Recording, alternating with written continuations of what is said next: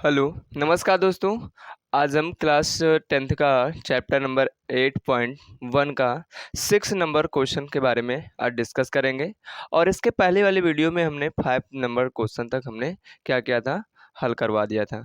तो आज हम क्या करेंगे, सबसे पहले 6 नंबर क्वेश्चन कह रहा है कि यदि कोण ए और कोण बी न्यून कोण हो, जहाँ cos ए और cos ए बराबर cos बी, तो भैया दिखाइए कि कोण ए और कोण बी है, यानी कोण ए जो है कोण बी के क्या है, बराबर है।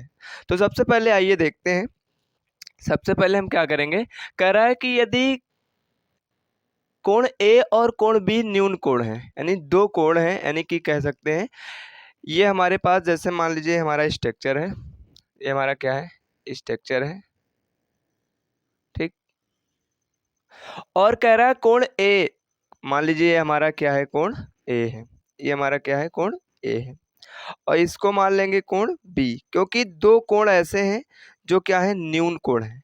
न्यून कोण का मतलब क्या होता है कि भैया जो जीरो से बड़ा और क्या होता है, 90 अंश से छोटा होता है, उसे क्या कहते हैं, न्यून कोण कहते हैं। ऐसा कोण जो क्या होता है, जीरो से बड़ा हो और 90 अंश से क्या होना चाहिए, छोटा होना चाहिए, उसे क्या कहते हैं, उसे हम न्यून कोण कहते हैं। तो देखो ये जो है, ये क्या है, ये हमारा क्या है, ये हमारा जो है ये न्यून कोण है। क्यों? क्योंकि ये 90 अंश से क्या है, छोटा है और जीरो कोण से क्या होता है, बड़ा होता है। यानी कह सकते हैं ऐसा कोण जो जीरो से बड़ा तथा 90 अंश से छोटा होता है, उसे न्यून कोण कहते हैं। तो इसके बारे में हमने देखा, ऐसे बी है, बी क्या है, 90 अंश से छोटा है और क्या है ये, और जीरो से बड़ा है। और इसको हम मान लेते हैं ये हमारा एक समकोण त्रिभुज है, ये हमारा समकोण है। और समकोण जो है ये होता है 90 डिग्री का, और इसको हम कह देते हैं ये हमारा क्या है, सी है। इसको क्या मान लेंगे, सी मान लेंगे, ठीक। अब कह रहा है कि कोण ए और कोण बी एक न्यून कोण है, हमने तो इतना बता दिया। और कह रहा है कि कॉस ए और कॉस बी क्या है, बराबर हैं। तो हम लिख लेंगे, यानी हम लिख लेंगे सॉल्यूशन। कह रहा है कॉस ए बराबर कॉस क्या है, बी है, यानी कॉस ए और कॉस बी क्या है, बराबर है। कॉस ए और कॉस बी क्या है, बराबर है। और हमने बताया है कि भैया कॉस क्या होता है, यानी कॉस बराबर क्या होता है, तो कॉस बराबर होता है आधार बटे का कर्ण होता है।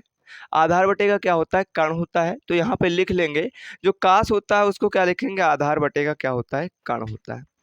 आधार बटे का क्या होता है, कर्ण होता है। और आधार को हम लिख लेंगे यहाँ पे क्या, आधार को हम लिख लेंगे बी, या फिर इसे कहते हैं बेस। और कर्ण, यानी कर्ण को हम हाइपोटेनस कहते हैं। क्या कहते हैं, हाइपोटेनस, इसलिए उससे हम एच से क्या कर देंगे, डिनोट कर देंगे। तो ऐसे क्या है, बराबर है तो बराबर लगा लेंगे। इसके बाद फिर भी cos b है, तो cos b बराबर क्या होता है, यानी cos जो होता है, cos बराबर होता है आधार बटे का कर्ण होता है। तो यहाँ पे भी हो जाएगा आधार बटे का कर्ण। तो यहाँ पे लिख लेंगे आधार बटे का क्या लिखेंगे, कर्ण लिखेंगे। आधार बटे का कर्ण हो जाएगा,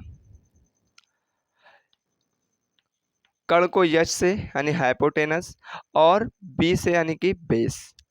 तो देखो यहाँ पे सबसे पहले कॉस ए, यानी कॉस ए कह रहा है, यानी कॉस ए जो है हमारा, ये क्या है, न्यून कोण है। अगर हम ऊपर से हम देखेंगे, अगर ऊपर से देखा जाए तो उसके सामने वाली जो भुजा होती है वो क्या होती है, वो लंब होती है, यानी परपेंडिकुलर होती है। ये क्या होगी, परपेंडिकुलर, यानी कि लंब होगी। और जो कर्ण होता है हमेशा क्या होता है, नियत रहता है, यानी कि ये हमेशा स्थिर रहता है, ये बदलता नहीं है। तो इसको लिख लेंगे, ये हमारा लंब है, ये हमारा क्या है, लंब है। ये हमारा कर्ण होता है, जिसे कहते हैं हाइपोटेनस। इसको यच से डिनोट करते हैं, इसको पी से। और ये जो होता है हमारे पास ये जो होता है इसे कहते हैं आधार। इसे क्या कहते हैं, आधार। जब हम ए से देखेंगे, इधर से देखेंगे या यहाँ से अगर देखेंगे, तो इसका जो सामने वाला जो भुजा होता है वो क्या होता है, लंब होता है। इसके सामने वाली भुजा क्या होगी, लंब होगी। और ये जो हो जाएगा ये हमारा क्या होता है, हमेशा नियत रहता है, तो कर्ण जो होगा हमेशा नियत रहेगा और इसके सामने वाली भुजा लंब होगी, तो ये हम इसके लिए क्या कह सकते हैं, ये हमारा क्या है, आधार है। इसके लिए हम कह सकते हैं ये लंब है, तो ये हमारा क्या हो जाएगा, आधार हो जाएगा। तो ए जो का से ए है, तो आधार बटेगा क्या हो जाएगा, कर्ण। तो यहाँ पे आधार बटेगा क्या हो जाएगा, यानी ए सी अपॉन में क्या हो जाएगा, B A C A B, यानी ए सी यहाँ पे लिखेंगे, ए सी अपान में क्या हो जाएगा, ए बी यानी कि हाइपोटेनस, यानी कि यहाँ पे क्या हो जाएगा, हाइपोटेनस। और बराबर का है तो बराबर लगा देंगे।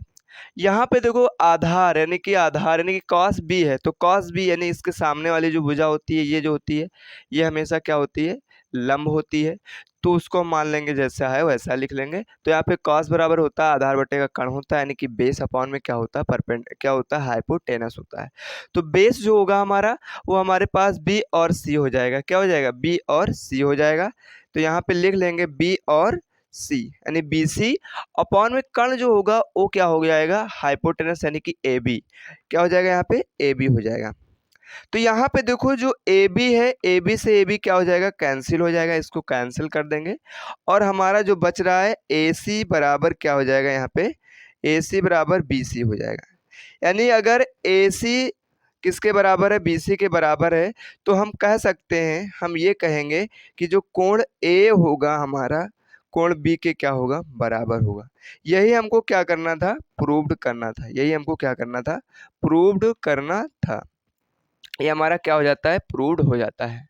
कहते हैं कि कबीरा तेरी दुनिया में ऐसी देखी रीत, कबीरा तेरी दुनिया में ऐसी देखी रीत, अनपढ़ ढोंगी राज करे और जो शिक्षित है मांगे भीख। यानी कहा जाता है कि कबीरा तेरी दुनिया में ऐसी देखी है हमने रीत को, ऐसी रीत रिवाज हमने देखा है कि भाई कि हमारे इस समय जो एजुकेशन के ऊपर इतना अत्याचार मच रहा है, उसके बारे में अगर कहा जाए तो जो अनपढ़ व्यक्ति हैं, अनपढ़ व्यक्ति जो हैं वो क्या कर रहे हैं, आजकल राज कर रहे हैं। और जो व्यक्ति पढ़े लिखे हैं वो क्या कर रहे हैं, आजकल भीख मांग रहे हैं। तो जय हिंद, वंदे मातरम।